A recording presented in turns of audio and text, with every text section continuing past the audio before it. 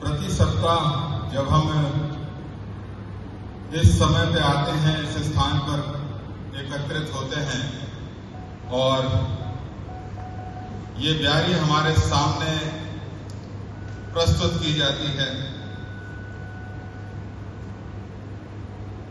तो ये बात हमसे बोली जाती है, हमें स्मरण दिलाई जाती है कि ये जो ब्यारी है इसको प्रभु यीशु मसीह ने स्वयं स्मारक के रूप में स्थापित किया था। ये बात हम प्रति सप्ताह सुनते हैं कि ये जो स्मारक है ये हमारे लिए स्थापित किया गया है। इसे पवित्र भोज भी कहा गया है, इसे यूक्रिस्ट भी कहा गया है और इसे कुछ लोग प्रभु भोज भी कहते हैं। ये जो स्मारक प्रभु यीशु मसीह ने स्थापित किया है, इस स्मारक को, इसके उद्देश्य को हम अपने जीवन में किस प्रकार से देखते हैं या देखने का प्रयास करते हैं। बहुत ही संक्षेप में 3 बातें आपके सामने विचार के लिए रख रहा हूं। जो सबसे प्रमुख बात है वो हम जानते हैं कि ये एक स्मारक है, प्रभु यीशु मसीह ने अपने स्मरण के लिए इस स्मारक को स्थापित किया था। जब हम इसमें सम्मिलित होते हैं तो हम प्रभु यीशु मसीह को स्मरण करते हैं कि प्रभु यीशु मसीह ने हमारे लिए, हमारे उद्धार के लिए, हमें पापों से मुक्त करने के लिए अपना जीवन कुर्बान कर दिया। उसने अपना जीवन बलिदान कर दिया, अपना शरीर उसने दे दिया, अपना लहू, अपना रक्त उसने हमारे लिए बहा दिया। हम इस बात को स्मरण करें, ये पहली बात है। दूसरी बात, ये एक नई शुरुआत है, नई वाचा की शुरुआत है। पहले जब ओल्ड टेस्टामेंट था तो आंख के बदले आंख, कर्म की बातें सामने आती थी, जैसा काम करोगे वैसा फल पाओगे। परंतु जब प्रभु यीशु मसीह संसार में आता है तब एक परिवर्तन हो जाता है, नई वाचा शुरू हो जाती है और जो कर्म की जगह विश्वास प्रमुखता लेता है। सारी बातें विश्वास से हैं। प्रभु हमारे लिए संसार में आया, वो हमारे लिए मारा गया, उसने अपने रक्त को बहाया, अपनी देह को तोड़ने के लिए दे दिया और अब इसके बाद वो दोबारा आएगा, ऐसा हम विश्वास करते हैं। पुरानी बातें बीत गई, अब जो कुछ है वो विश्वास है।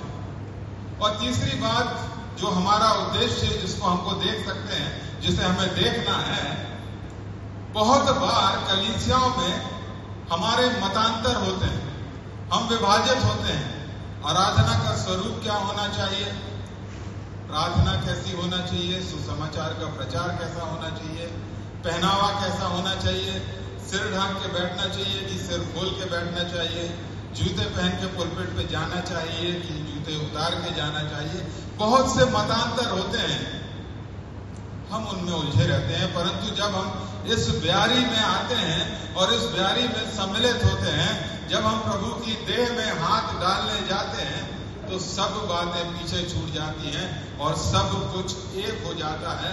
हर व्यक्ति, चाहे वो किसी सोच का हो, कोई सा भी अभिमत मानता हो, वो प्रभु की देह में हाथ डालता है, रोटी को तोड़ता है, प्रभु के रुधिर को, दाखरस को ग्रहण करता है और इस मामले में हम सब एक हो जाते हैं।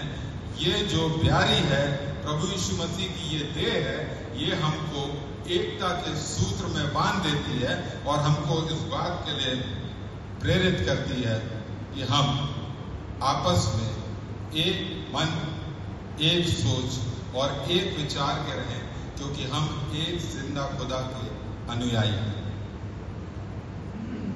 तो मेरे प्रियो, हम विचार करें कि ये जो ब्यारी है, क्या ये परंपरा को पूरा करने के लिए हम यहाँ एकत्रित हुए हैं, या आज हम सोचेंगे कि इस ब्यारी में सम्मिलित होने के पीछे मेरा और आपका उद्देश्य क्या होना चाहिए। क्या हम प्रमुख उद्देश्य हम प्रभु को स्मरण करने के लिए है। दूसरी बात कि हम नई वाचा के अनुरूप अपने जीवन को जीने के लिए तैयार हैं, क्या हम उस पर विश्वास करते हैं और क्या हम आपस में प्रभु यीशु मसीह में एकता को धारण करने के लिए तैयार हैं। जिस रात प्रभु यीशु मसीह पकड़वाए जाने को थे, उन्होंने रोटी ली और उसे तोड़ा और कहा, ये मेरा बदन है जो तुम्हारे लिए दिया जाता है। इसी प्रकार से उसने ब्यारी के पीछे कटोरा लिया और उसने कहा, ये मेरा वो खून है जो तुम्हारे पापों की क्षमा के लिए बहाया जाता है। आइए कुछ समय रुकें, विचार करें, हमने प्रभु को ग्रहण किया है, उसका अनुसरण करने का प्रण लिया है, क्या हम सही मायने में उसका अनुसरण करते हैं? ये एक बार फिर से अवसर है जब हम उसकी देह में हाथ डालने वाले हैं। शुद्ध मन से, शुद्ध अंतःकरण से उसकी देह में सम्मिलित हो उसकी बुलाहट को अपने जीवन में देखें। आइए हम प्रार्थना करेंगे